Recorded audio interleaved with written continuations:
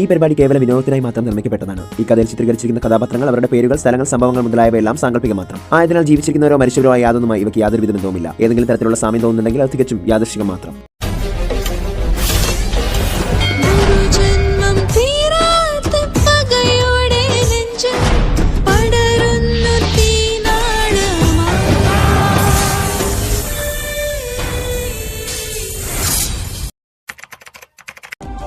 ഇത് ഇനി മത്സ്യകന്യക എന്നായിരിക്കുമോ?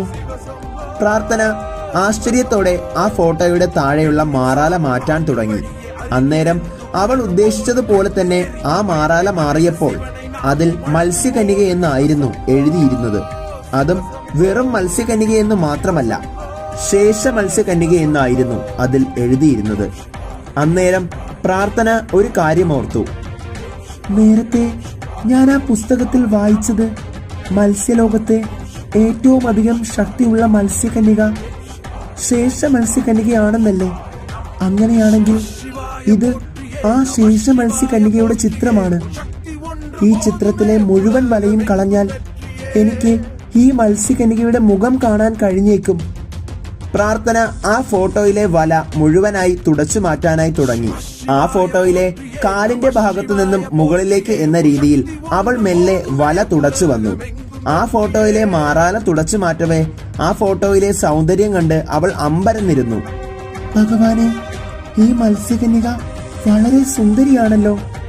എനിക്ക് ഈ ശേഷ മത്സ്യകന്യകയുടെ മുഖം കാണാൻ കൊതിയാകുന്നുണ്ട്. പ്രാർത്ഥന ആ ഫോട്ടോയിലെ വല തുടച്ചുകൊണ്ടിരുന്നു.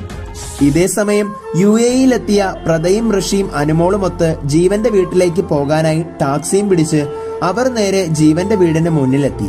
പ്രദയും ഋഷിയും കാറിൽ നിന്നും ഇറങ്ങവേ തന്റെ മുറിയിലെ ജനലിലൂടെ പ്രീതി അവരെ കണ്ടു. മഹാദേവ, എന്റെ അച്ഛൻ, എന്റെ അമ്മ.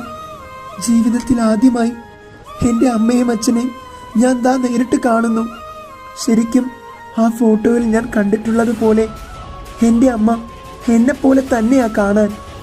ഇത്രയും പറഞ്ഞുകൊണ്ട് പ്രീതി ഓടിപ്പോയി പുറത്തു നിൽക്കുന്ന പ്രദയുടെ അടുത്തെത്തി അവളെ ഒരു നിമിഷം കണ്ണെടുക്കാതെ നോക്കി നിന്നു.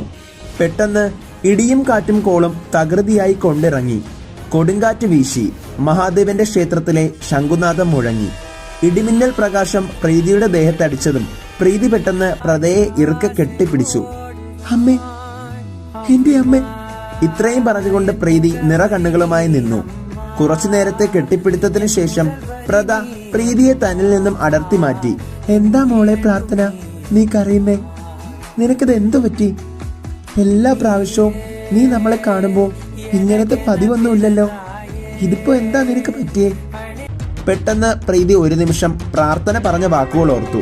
പ്രീതി, ഒരു കാരണവശാലും അച്ഛനും അമ്മയ്ക്കും ജീവനച്ഛനുമൊന്നും ഒരു കാര്യത്തിലും നീ സംശയം കൊടുക്കരുത്. എങ്കിൽ എല്ലാം പൊളിയും. ഇത്രയും ഓർത്ത് പ്രീതി പ്രദയോടായി പറഞ്ഞു. എന്താ എന്റെ അമ്മയെ എനിക്കൊന്ന് കെട്ടിപ്പിടിച്ചൂടെ? ഒന്ന് കെട്ടിപ്പിടിച്ചെന്ന് വെച്ച് ഇപ്പൊ എന്താ പ്രശ്നം? അമ്മ വാ, ഞാൻ അമ്മയ്ക്ക് നല്ല അടിപൊളി നാടൻ കട്ടൻ കാപ്പി ഇട്ടു തരാം. അത് കേട്ട ജീവൻ അവളോട് ചോദിച്ചു. എന്ത് കട്ടൻ കാപ്പിയോ? നിനക്ക് അതിന് ഈ വക സാധനങ്ങളൊന്നും ഉണ്ടാക്കാൻ അറിയാത്തതല്ലേ? നിനക്കത് എന്ത് പറ്റി? നീ പ്രാർത്ഥന അല്ല, നീ പിന്നെ ആരാ? ഇതേ സമയം ഗുജറാൾ വീട്ടിൽ പ്രാർത്ഥന ആ ഫോട്ടോയുടെ തലയുടെ ഭാഗത്തെ വല തുടച്ചു മാറ്റി. ഫോട്ടോയുടെ മുകൾ ഭാഗം തുടച്ചു മാറ്റിയതും ആ ഫോട്ടോയിലെ ആളുടെ മുഖം ഉൾപ്പെടെ എല്ലാം വളരെ വ്യക്തമായി. പെട്ടെന്ന് പ്രാർത്ഥന ഞെട്ടിത്തെറിച്ചു. മഹാദേവ, ഞാൻ എന്തായി കാണുന്നത്? ഇത് അമ്മയല്ലേ?